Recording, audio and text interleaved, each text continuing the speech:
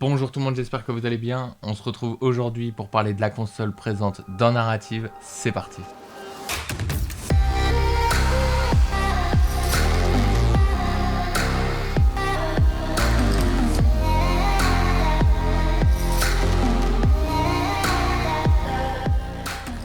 Alors la première chose que tu vas voir dans ta console, c'est le titre qui est tout en haut. Là, on a choisi le template Solo Makeup, du coup de base ça va mettre Solo Makeup, mais tu peux totalement changer en cliquant dessus et là tu écris ce que tu veux. Donc par exemple, si là je veux écrire tuto console, hop, voilà, ça m'a changé le titre et c'est ce qui va s'appliquer sur le réseau social que je vais choisir. Là où tu me vois actuellement dans l'écran, c'est ce qu'on appellera la console et c'est là où tu vas pouvoir arranger tous les différents éléments que tu vas importer dedans. Tu vas pouvoir baisser leur taille, augmenter leur taille, les passer de gauche à droite, c'est là que tu vas tout agencer comme tu le souhaites.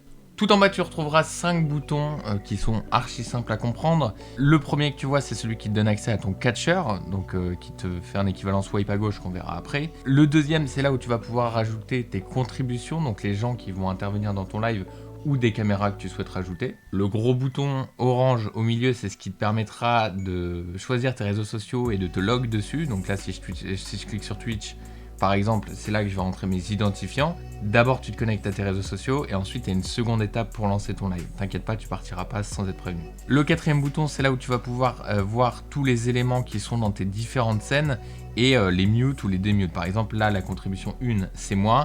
Ici, je peux me mute en cliquant dessus, je peux baisser le son, je peux augmenter le son. J'agence ça comme je veux en fonction des scènes. Et à droite, tout simplement, c'est ton panel de scènes. Si tu cliques dessus, ça t'ouvre toutes les scènes que tu as enregistrées ou que tu as sélectionnées à l'entrée de ton live. Donc ces 5 premiers boutons sont archi simples et ils sont essentiels à la réalisation de tes lives.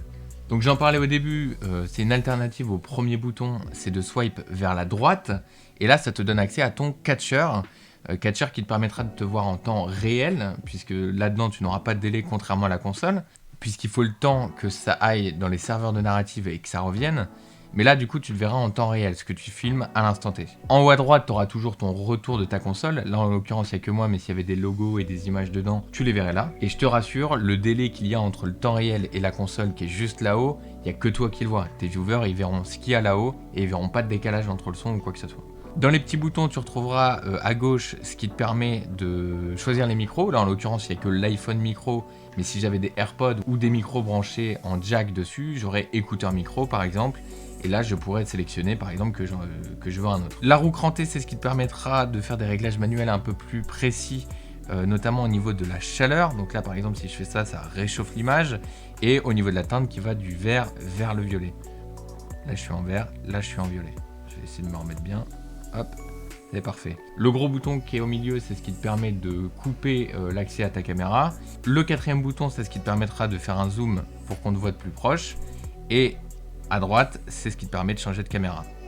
Donc de passer à ta caméra frontale ou l'inverse. Dans ton catcher, tu as également un petit logo qui se situe en haut à gauche, comme tu peux le voir, et c'est ce qui te permet d'activer tes 2 caméras en même temps. Ça, c'est trop bien, tu trouveras ça que sur Narrative. Et donc maintenant que j'ai activé cette deuxième caméra, je peux aller dans ma console, je clique sur l'un des éléments présents dans la console, j'appuie sur le petit plus, je fais contribution, et là, ça va me rajouter en contribution 2 ma dual cam, donc ma caméra frontale que je peux positionner comme je veux. Par exemple, si tu es en train de faire un live IRL, tu pourras te filmer toi de face et la rue juste derrière, et ça c'est juste trop bien. Voilà pour le swipe à droite. Donc là, on va revenir dans la console en faisant un swipe à gauche cette fois-ci, et on va encore faire un swipe à gauche puisque on va aller vers le panel de scènes qui est constitué de tes scènes que tu as pu créer au préalable ou que tu as sélectionné à l'entrée de ton stream.